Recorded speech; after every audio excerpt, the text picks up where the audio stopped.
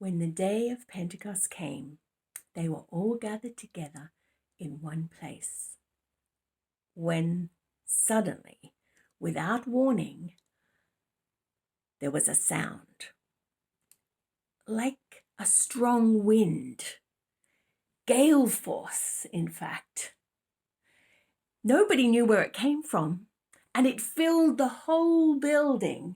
And then, like a wildfire, the Holy Spirit swept through their ranks, and they began to speak in a number of different languages as the Spirit prompted them. Now, there were many Jews staying in Jerusalem just then, devout pilgrims from all over the world, and when they heard that sound, they came on a run. And then when they heard one after another their own mother tongues being spoken, they were thunderstruck. They couldn't for the life of them figure out what was going on. And they kept saying, but aren't these Galileans? Then how come we're hearing them speak in our own mother tongues? I mean, we're Parthians, Medes and Elamites, visitors from Mesopotamia, Judea and Cappadocia, Pontus, Asia, Phrygia, Pamphylia, Egypt and those parts of Libya belonging to Cyrene. There's immigrants here from Rome, both Jews and proselytes. There's even Cretans and Arabs here. They're speaking our languages, describing God's mighty works. Their heads were spinning.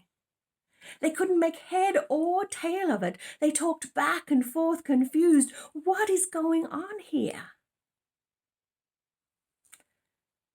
But some of them joked. They're drunk on cheap wine, they said. And that's when Peter stood up. And backed by the other 11, he spoke out with bold urgency. Fellow Jews, he said, and all of you living in Jerusalem, listen to these words and make sure you get the story straight. These people aren't drunk, as some of you suspect. They haven't had time to get drunk. It's only 9 o'clock in the morning. No, this is what the prophet Joel announced would happen. You remember the prophecy. In those days, God says, I will pour out my spirit on every kind of person. Your sons will prophesy, your daughters also. Your young men will see visions, and your old men will dream dreams. When the time comes, God says, I will pour out my spirit on those who serve me, men and women both, and they'll prophesy. There'll be wonders in the skies above and signs on the earth below. There'll be blood and fire and billowing smoke. The sun will turn black and the moon blood red before the day of the Lord arrives. And that day, tremendous and marvelous, whoever calls out for help to me, God, will be saved.